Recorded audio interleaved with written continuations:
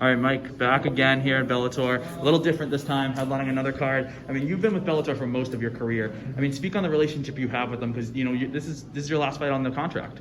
It is, and it's great when you think about business, and you think about business relationships, when you think about partnerships, when you think about athletes and promotions and whatnot. You can't get better of a situation than me in Bellator. I came in as a relatively unknown guy, came in, won the world title.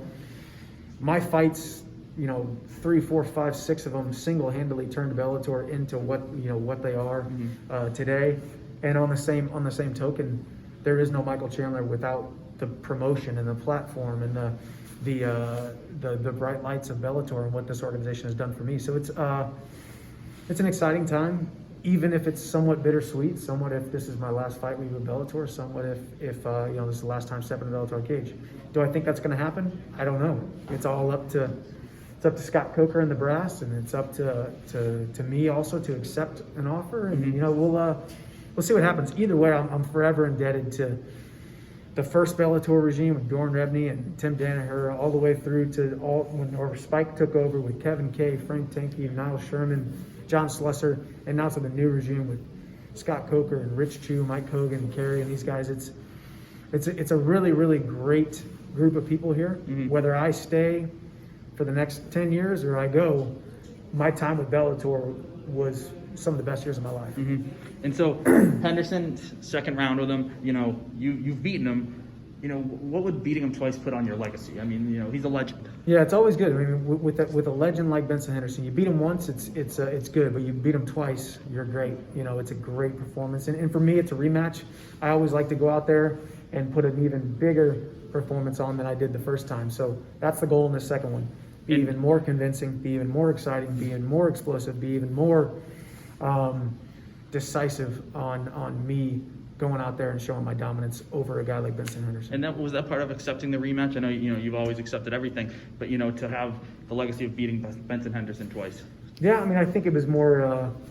It was the fight that was presented to us, mm-hmm. and I've never said no to a fight, and I never pulled out of a fight. So yeah, I just it's a fight that I wanted because it's a fight that gets me excited. I mean, every single fight gets me excited. Every single fight is tough because it's it could be your last fight. Who knows? Yeah. But fighting a guy like Benson Henderson definitely keeps you on your P's and Q's. Definitely keeps you focused on that one track mindset of going out there and winning. And how different is it to prepare for 2016 Benson Henderson versus 2020 Benson Henderson?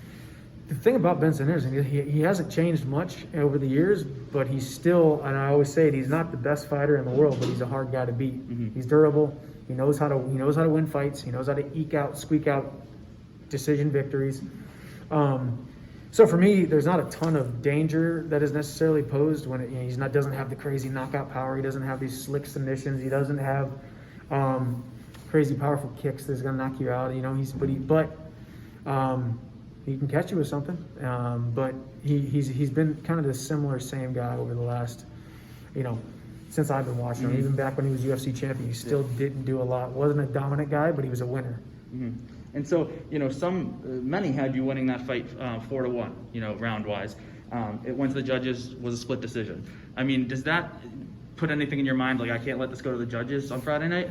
Yeah, I mean, every single fight, my goal is I hate going to the judges. And it's not because anything other than I feel like it's a failure every time I win it, even when I win a decision. I was put in the sport not to be good, but to be great, to be extraordinary.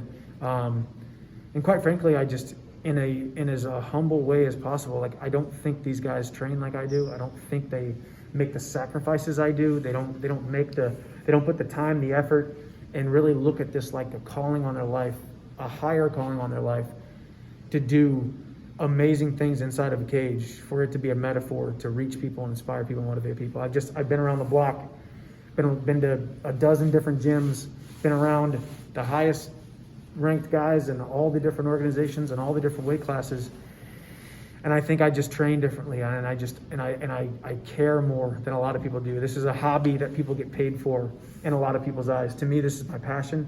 This is my lifeblood. This is what I was called to do. So that's why I do what I do, and that's why I want to go out there and just be dominant amongst all these guys. And my last question for you is, you got a prediction for fight night? Prediction, I think I get the finish, but I finish him in the third round. Okay. TKO victory. Awesome. All right. Best of luck, man.